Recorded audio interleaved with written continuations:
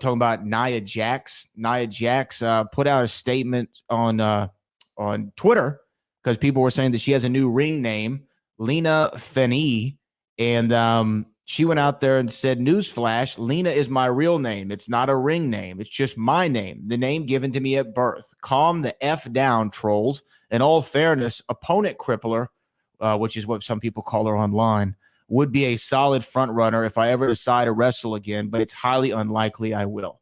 So it sounds like Nia Jax, the former Nia Jax, might never wrestle again. Do you think that do you think she's given up because she's not with the WWE, or how do you feel about that news? Because Nia Jax was a fixture in the women's division for several years, had several WrestleManias. She won the women's title at WrestleMania. She was a tag team champion, defended earlier this year at WrestleMania. I mean, she was a mainstay. Do you think that she should give up on wrestling? It kind of seems what she's doing. You know, I must say this: it's a whole lot different, I think, for women than it is for men. Just think about it for a second. What do you remember Nia Jax being, seeing Nia Jax ever before she was with WWE? I don't think that she did anything before that. Exactly my point. So for her to actually have to go out and, do other shows, other than, WWE, something that perhaps came to her and, was an offer that, probably she couldn't pass up. Maybe something that she really didn't even want to do. Just think about that for a second. But sometimes when an opportunity comes, and then you see what kind of numbers are behind that opportunity, you say, okay, I'll try this. And it turns out to be a career for you for a period of time. But who's to say Nia Jax don't want to do something else, like, have a family, have a regular life, be able to, breathe for a moment. I'm going to tell you, man, being on the road, it's no party. Well, then again, let me rephrase that. It can be a party. Right. It can be a party all the time. But it's not easy at all. And if you're that type that want to, do something else just for a moment, if you're doing this, you can't. If you're on the road, you can't. So I can totally understand 100% where she's coming from. If she didn't want to do this, if she's not going to do it for WWE, she's probably like, man, I don't think I want to do this anymore. So I totally understand. Do you think, though, that she would be an asset to a roster out there like an Impact or an AEW? Big fish in a small pond, no pun intended, as far as a company like Impact. AEW, of course, she can go over there and do big things, do great things. But I just don't think, me personally, I don't know if that's the end game for someone like her. Just because she say losing this job, the way she did so abruptly, she said she was crushed. She didn't see it coming. That right there may have a whole lot to as far as weighing in, as far as whether she want to do this or not. I don't know, man. Like I said, she would be great anywhere she goes. She really would. She's one of my favorite people that I would see when I would come to TV. I always thought very, very highly of her.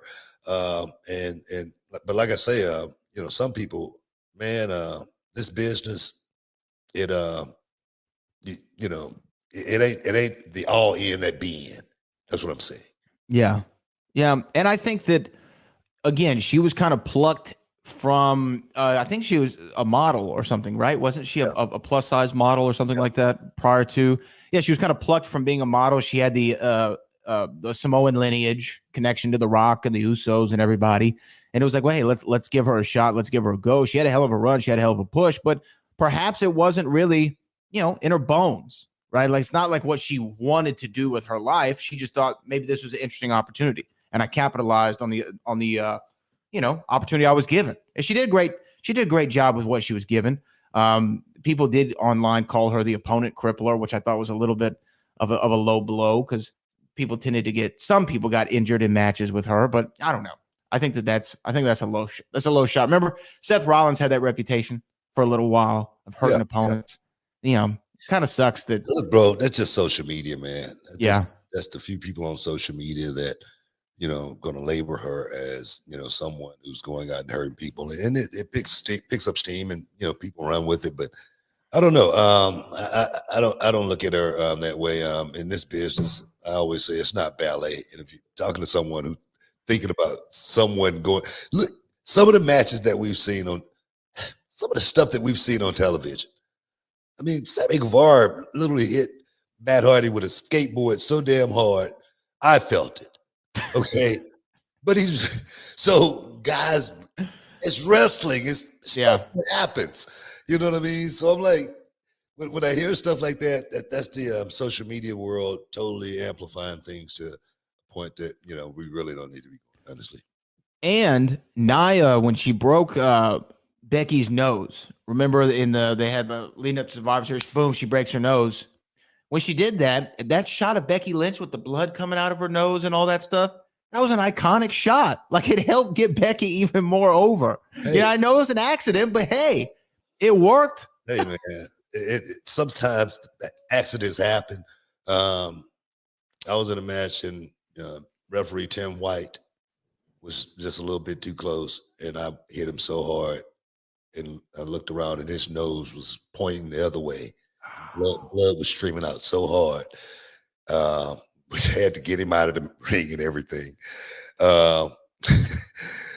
Tim White said, "Man, I saved him so much on his nostril, emergency bills because I fixed his, his breathing, his deviated septum, and he didn't even have to have surgery." Best of a bad situation. It's something we talk You're about. You're also an ENT. Every time I see him, man, he goes, "Man, my wife loves me, man, just because of you, bro." It was an accident, man. I mean, it was not something that happened, on a regular occasion or anything like that. But again, man, it's not ballet. This business is as tough as it could possibly be. And I know a lot of times people think that, man, they could get off their sofa and go and do a triple gainer, moonsault and land it perfectly, just like a ricochet in the middle of the. I know I could do that. You know what I mean? People actually think that. People think that it's easy to be on the road, 250 plus days out of the year. That's just 250 plus days wrestling. That's not counting the travel and all of that stuff too. So it's just like it's the hardest thing I ever did in my life, honestly. And I've done a lot of things physically hard in my life, but wrestling, this business, if you're not mentally strong, it could break you in a heartbeat, literally a blink of an eye. So you just gotta literally be prepared. Preparation, only luck you're gonna have, guys. We gotta take a quick break. Stick around. We'll be back in a minute.